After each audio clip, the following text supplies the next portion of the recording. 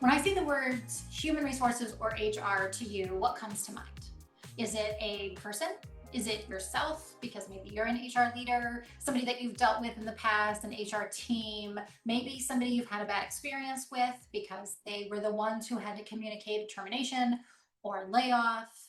Maybe it's somebody who you feel like always says no and takes away all your fun. Lots of ideas about HR and human resources. But when I say that word, if what comes to mind is an individual, then I'm going to ask you to shift your mindset for this episode. Because today we are talking about scaling HR. And I am not talking about adding headcount to the HR team. I'm not talking about scaling an HR department. I'm talking about scaling HR infrastructure, the workflows, the policies, the processes that contribute to employee experience. As your business grows, as you scale upwards in your product, in your service, in your employee population, that HR infrastructure has to scale with you. There are 5 key areas that are important to think about as you are growing. You want to be able to think about where you are now, but where you're headed. Where is your head count going? How many employees are you going to have? And you want to put infrastructure in place that is going to scale with you. If you have ever been a part of a growing organization, maybe a startup or a small business that grew very quickly, or even one that maybe didn't grow quickly, but we just didn't have the right HR infrastructure in place, then you have definitely felt pain points in one or several of these areas. So the first one is compliance. Obviously, as you scale, compliance requirements intensify. If you get to certain employee populations, certain employee thresholds, if you decide to suddenly hire employees in different states as you grow, then those compliance complexities become more intense. And you want to make sure that you have systems, processes, and workflows in place to be able to meet you wherever your compliance needs are.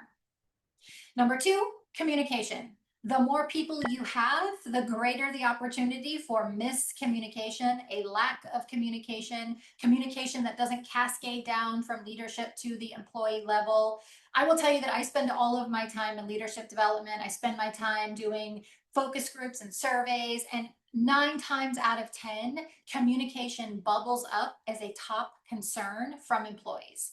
As you grow, when you're 8 to 10 employees, it's really easy to make sure everybody knows everything they need to. When you're 80, when you're 250, that becomes a little bit more difficult. So you want to think about the communication processes you have and make sure that they are scaling with you as well.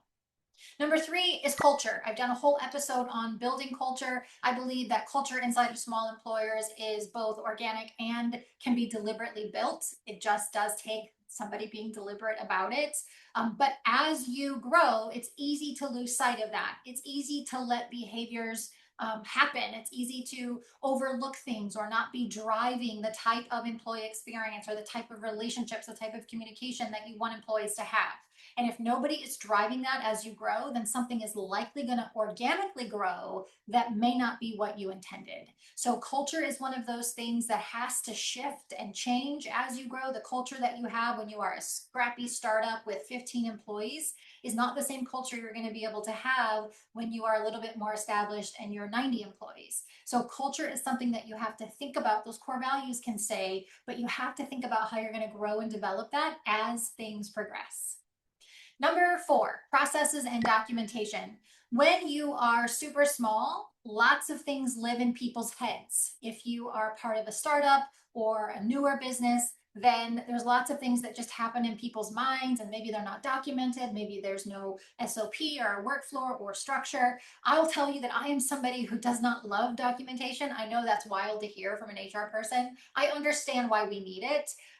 But I know even in my business, as I have grown, being able to document processes, get them out of people's heads, and get them into a workflow that can be replicated and scaled. It's not so much about locking people down to a way of doing things, it is about giving people the opportunity to read through documentation that allows them to repeat the processes that are working really well and then scale the business from there. So processes and documentation, you have to look at, yes, they're working now when we're 20 employees, but what are we going to do when we have hired 25 people this year and now we're at 35, 50 employees, whatever the number is? So you want to make sure that those processes and those documentations, that they get more structured as you grow. Now, here's the thing. I always have entrepreneurs push back and say, I don't want structure. I don't want structure. You have to have structure. You have to have structure in your business, but you can have structure without rigidity. I think when I talk to people, what I hear is what they're really saying is, I don't want the rigidity. I don't either. I want my people to be agile. I want us to be able to pivot, but the structure is important as you continue to grow the business. And then the last thing is leadership development. We do a lot of homegrown leaders in small employers. We do people who maybe joined us in the beginning and we just kind of move them up, and then they become what I call homegrown leaders. Maybe it's their first opportunity to be a leader. They've never really had any training. And leadership skills, while you can have people who have a natural instinct and are better at some things, it's still something that needs to be developed. And I always say that there's never an end goal. There's never a time when we say you're the best leader you can be. There is always something else to learn, always something else to improve upon. And if small employers would focus on leadership development earlier and make sure that their leaders are all on the same page with how the organization is going to be led, especially as it grows and scales, then some of these employee relations issues that we see pop up at your higher numbers of employees would be lessened.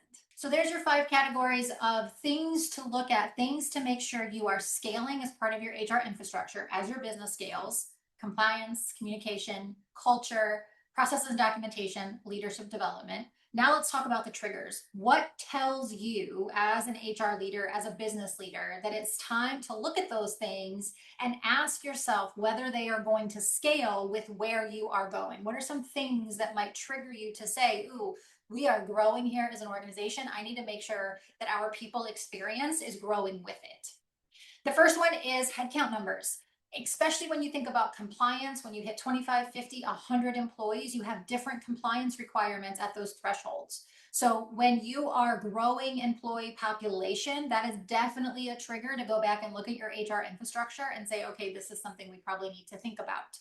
I don't know why this is. This is extremely anecdotal from my experience. I have no science, I have no math, I have nothing behind this.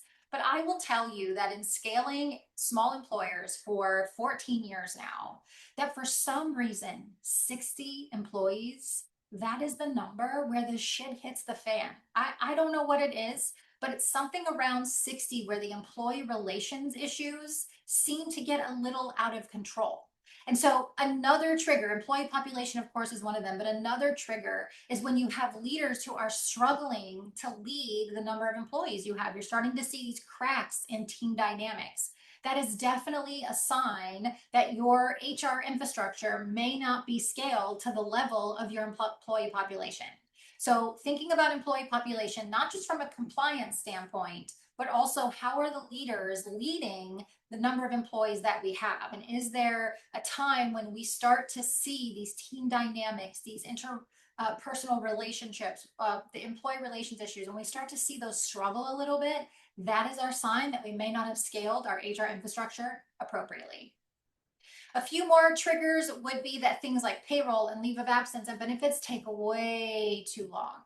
As you grow, these should be streamlined. They should become like well-oiled machines where you have processes in place, you have workflows, you know what happens the minute an employee says, I need to take a leave of absence. Your payroll is being ran mostly error-free. It's a pretty standard process. You know, every other week or semi-monthly, whatever your cadence is, you know the payroll process, it's being ran. And as you grow, that should get more and more streamlined. So if you have those HR practices like leaves of absence benefits, those things are taking a lot of time, then what that says is we probably haven't scaled to the employee population that we have. And we need to look at those processes, we need to look at those workflows, and we need to say, how do we improve these to meet the demand of the employee population? A big area that we see, because sometimes we will come into a client and they have 60, 70, 80 employees and we are their first HR team. So as a fractional support team, we're the first one.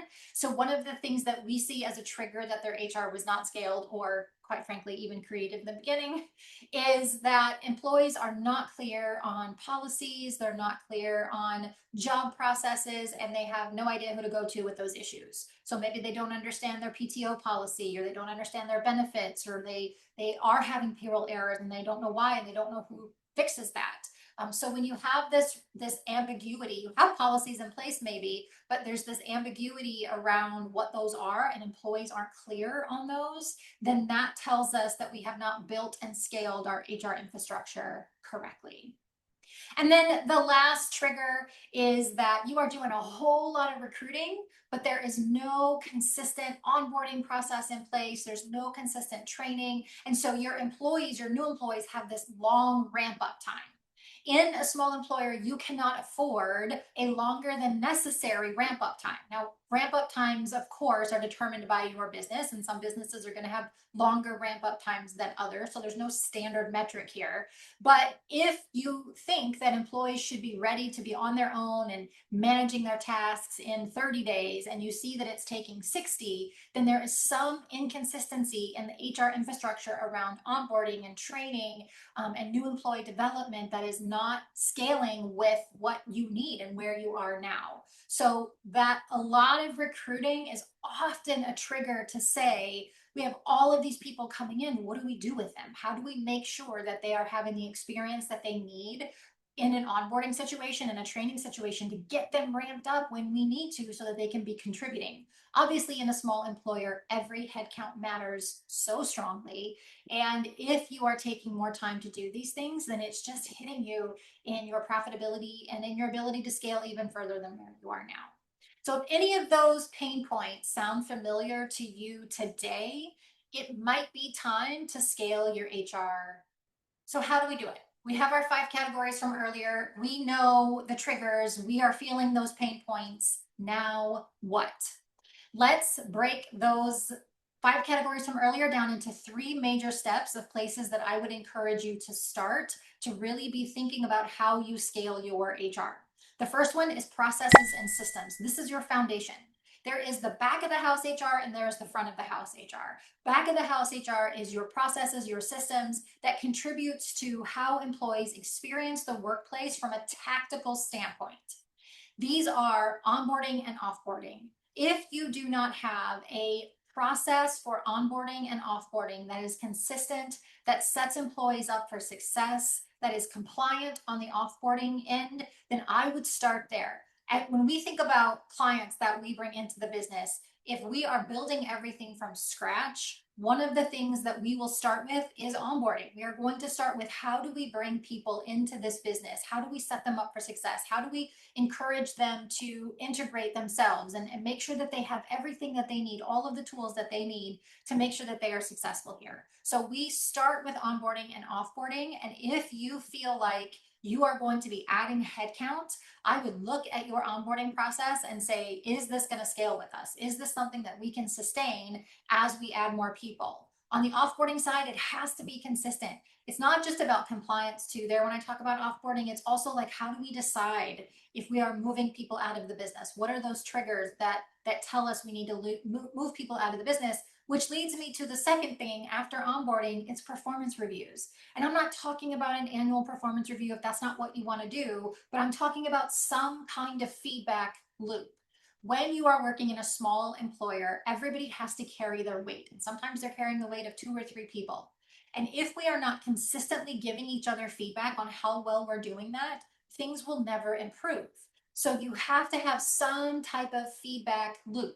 We have clients who do traditional annual performance reviews. We have clients who do quarterly reviews. In my own business, we do an annual development review in January that sets them up for the year. And then we do quarterly reviews where we are talking about what they've done in the past quarter towards the goals that we set early on, both personal and professional. So from a professional standpoint, the goals that they're trying to achieve in the business. From a personal, it's more around soft skills. I'm not asking them to tell me about their personal life goals. I'm asking them to talk about soft skills. So onboarding and offboarding is first. Let's make sure that we have a process and a system that scales with the growth of where you're going. And then the second one is performance reviews. Let's make sure we have some kind of system, some kind of mechanism for regular feedback so that employees know where they stand, they know how to improve, and they are given the development to do that.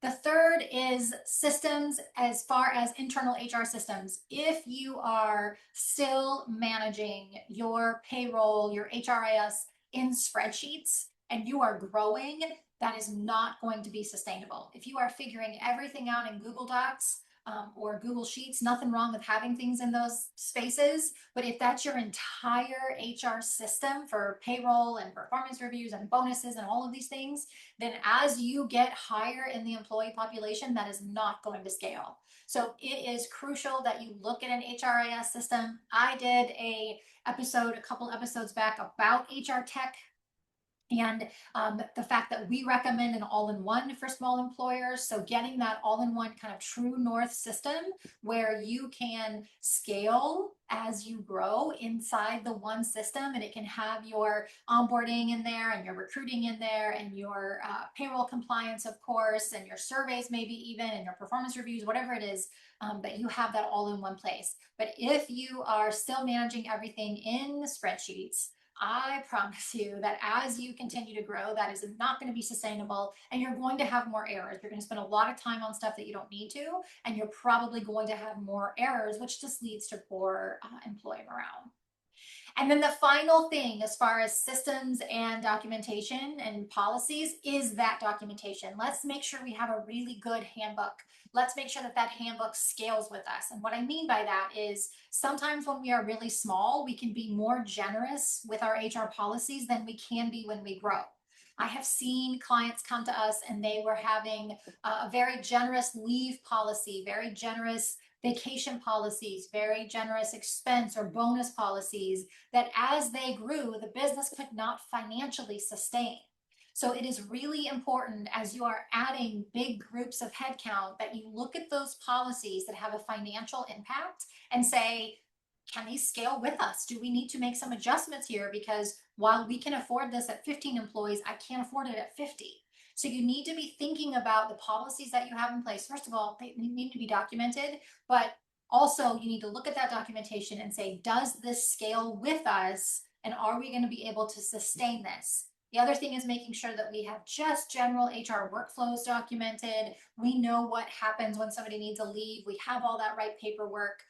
We have those templates, offer letters, whatever it is, so that we are consistent. And then again, that material is scaling with us. This is your foundation. Those 4 areas, if you could do nothing else, let's start there and make sure that they are going to scale with you. The second core area that we want to focus on is people and roles. Whether you are an HR department of one, a business leader managing HR, you cannot scale HR alone. So you are going to need support. That support can come in the form of an HR person if you don't have one in your organization already. It can come in the form of fractional support. If you are an HR leader and you know that the business is growing and you are an HR department of one, or you're somebody who's doing HR alongside your other day job, then you are going to want to look at, can I continue to manage the people infrastructure that we have in the business by myself, or while I'm doing these other things? At what point do we need to bring in extra support around the HR side to handle this infrastructure? Now, I know I said in the beginning that when I talk about scaling HR, I'm not talking about a person. It doesn't have to be an HR person. You can build HR infrastructure without an HR professional, but they need to know all of those areas I talked about before. They need to understand compliance. They need to understand the communication and culture and how to build those things. So it doesn't necessarily have to be an HR person per se, but it needs to be somebody who understands building HR infrastructure. The second part of roles and people is clarity around roles. When we are small, people wear many hats. There is some overlap in who does what. Sometimes this person might do it, sometimes this person might do it. As you grow, you have to provide that clarity. You have to be able to give people a defined job description. There's always nuance, of course. There's always that ability in a small employer to say, hey, we're going to pivot this, or we're going to develop here. But for the most part, the bigger you get, the harder that becomes. So you want to really clarify who is doing what. If you are adding layers to your business, meaning that you are adding middle managers, VPs, a C-suite, you want to make sure that there is a clear division of duties between who does what, so that people understand their role and how it contributes to the bottom line. We come into clients all the time that don't have that. There's kind of people just doing a little bit of everything, a hodgepodge of this and that. And I'll say, aren't you in accounting? And they're like, well, yeah, but I also do product development. And that just means that people are splitting their brains, and nobody can do that well for a long time. So as you grow, you have the ability to really focus people in where they work best, focus them in where their skill set works best. So you want to be able to provide that clarity, that division of duties as you are scaling, and get more succinct with that every single time you are adding headcount. And then the third thing in this section of people and roles is leadership development. I mentioned it, it's huge. You at some point have to realize that just figuring it out, just figuring out the leadership stuff no longer works. And you have to be able to provide your leaders leadership development in the way that they can handle some of these people issues, handle conversations. I'm just going to say a hot take, and people might disagree with me, but I think that people use human resources as the bad guy quite a bit. We come in and we have to have the tough conversations. We have to do the terminations, the layoff, because people aren't comfortable and they aren't equipped with how to do that themselves, other leaders. And so they call HR in to do it. And we're kind of a scapegoat. I would say that if the earlier you focus on leadership development, the better your organization is going to be, and the faster I think you're going to grow. That doesn't have to be complicated. You don't have to bring somebody in to do this huge leadership development course. You can do a book club. You can all read a book and talk about it that's focused on leadership. It can be very simple. You can carve out 30 minutes of your leadership team meeting to talk about some soft skills and how things can be improved. With the wealth of information on the internet today and what you can find on ChatGPT and other places, leadership development can be simple. It's not always about the content that you deliver at leadership development. It's about what they do with it and how do you hold people accountable to actually developing in that area. So when we talk about people and roles, this is certainly about giving that clarity to your frontline employees, but also developing leaders to help them better lead them. The last core area that you want to focus on as you think about scaling HR is culture and communication. When we scale HR, we don't want to just scale operations. We want to scale connection. When you are super small, it is really easy for everybody to feel connected to both what they're doing, to each other, and to the organization. But as you add people, that gets a little bit more difficult. And so we want to make sure that we are focusing on things that not just scale the internal processes, but also scale the way that people are connecting with each other. So I have 3 ideas for how you do that as well. The first one is to clarify your core values. As you grow, your core values will change. The core values that you had at 15 employees, probably not the same that you have at 150. So if you have not reviewed your core values in a while, you're going to want to do that. You're going to want to review them and say, how is this modeled? Is this being modeled? Should it still be modeled? Does it make sense for us? You want to make sure that once you hit some major milestones of employee populations, that those core values grow with you. And if they don't, it's time to revise them. You do not have to stick with the same core values you had at day one. If they still make sense, fantastic. If they don't, that's okay too. We had a client recently who was around during the Great Depression, and some of their core values were from that time. And we looked at them and I said, this is amazing, but I just don't know that it makes sense for you anymore. I don't know that this is where we are, that this is the same time, and what employees are looking at and what they value. And so they were able to really look at their core values and say, yeah, we probably need to revise these a little bit. So your core values really should be driving behaviors. This is how you drive behavior. This is where you should have your leaders modeling. So if you have not looked at your core values in a while and you've gone through some growth spurts, or you're about to, it is time to revisit them. The second one is internal communication. This kind of goes along with performance reviews, but this is more around just how the cadence of communication. Are we having one-on-ones? Are we having all hands meetings? Is there some feedback loop where not only are we giving feedback to employees, but they are also able to give feedback to us? Are we encouraging communication at all levels? There's something that I always say in leadership development, which is if you don't communicate to employees, they don't assume you don't have anything to communicate. They make it up. They will make up some other communication that probably isn't true. This is why you have gossip and all of this stuff running wild in certain organizations. And it's because leaders are not communicating well. And when you don't communicate well, people don't just assume there's nothing to say. They make it up. They just dream up something that can be completely untrue. I think we see that in our society, and it definitely happens in our workforces. The last one in this category of culture and communication is around being intentional about culture. So thinking about you, if you are a CEO, founder, or a business leader, really hear me on this. It is up to you to think about the type of environment from a culture perspective that you are trying to build for your employees and then drive towards that. And so, if you are experiencing a workplace where behaviors are not what you ever wanted, we're not communicating well, we're not treating each other well, we are not acting how you wanted, your vision for having employees and how you wanted them to navigate their day, then you have to write that ship. You have to think about what can we do to improve the culture so that employees can thrive. When employees thrive, the business thrives. And so you want to make sure that you are focused on that culture communication piece and that you're being really deliberate in the types of behaviors that you are modeling and expecting out of your employees. There are three mistakes I see most often when we are scaling HR, and when you have these mistakes, when you feel the pain from these, it can be really difficult to crawl out of. So let me tell you what they are, so hopefully you can avoid them. The first one is waiting way too long. Rather than think about this stuff early on, rather than think about how do we scale this HR infrastructure, we wait until it is almost unrepairable. We wait until it is so beyond broken that the pain of it is excruciating for everybody involved.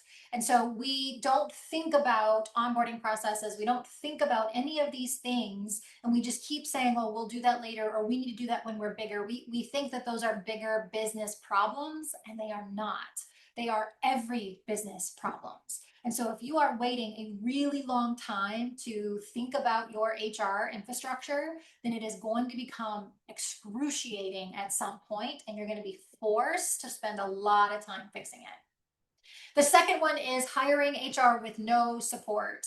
If you have never had human resources and you are bringing somebody in to hopefully focus in these areas, focus in compliance, focus in infrastructure and strategy, and you are giving them no support, you're expecting one person, and especially if that person's doing other things as well, to do everything with no authority, no financial budget, and no help from anybody else, then it's all going to fail. One person absolutely cannot do that alone. You can have an HR department of one. You can have one person managing your human resources. You can have, if you're super small, your finance person also handle HR if that makes sense for you, but you need to give them the support in that all leaders are going to help build some of these HR infrastructure pieces, that they're all going to have a component. They cannot do it alone.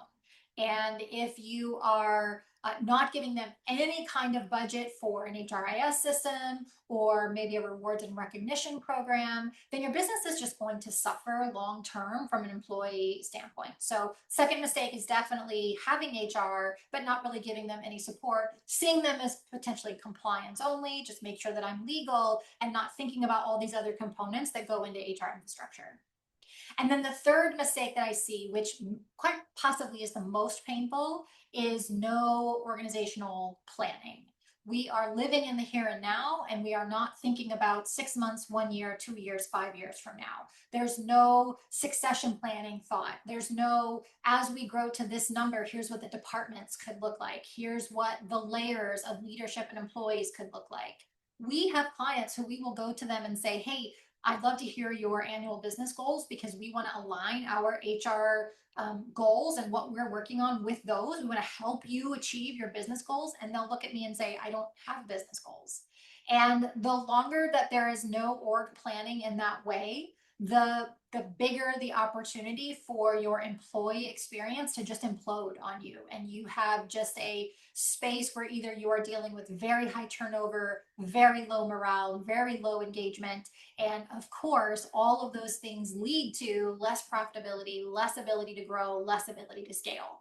So if you are not both living in the here and now as a leader, and trust me, as a business leader, I get that what I'm saying is difficult to do, but living in the here and now and make sure that you're working through where you are today, but also thinking about what the next phase is, thinking about when you get to this number, this is what succession looks like, this is how the departments break out, this is what we're going to be doing, then you can better scale your HR because you know where you're headed.